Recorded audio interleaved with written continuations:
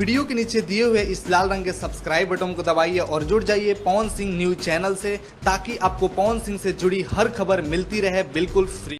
नमस्कार दोस्तों, आप सभी लोगों का स्वागत है हमारा चैनल पीएस फैंस क्लब में। दोस्तों वीडियो को आगे देखने से पहले लाइक करिएगा, चैनल पे नए हैं सब्सक्राइब करके बेल वाले आइकन कॉल पे सिलेक्ट कर लीजिएगा, ताकि ऐसी और पावर स्टार पवन सिंह से जुड़ी लेटेस्ट वीडियो सबसे पहले मिलते रहे। वीडियो को लाइक करके ज़्यादा से ज़्यादा शेयर करिएगा।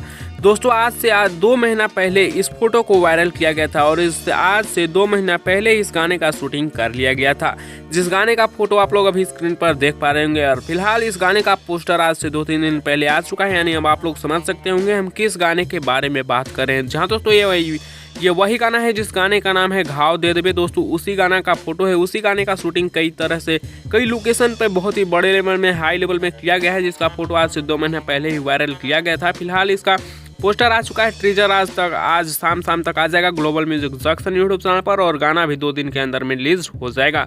वैसे आप लोगों को क्या लगता है घाव दे देबे गाना कैसा होने वाला है, और इस गाने में पवन सिंह जी और शिवल्ली राजपूत का जोड़ी कैसा होने वाला है? आप लोग अपना राय नीचे कमेंट्स में जरूर दीजिएगा। वैसे फोटो देखकर तो लगता है गाना काफी हाई लेवल का होने वाला है।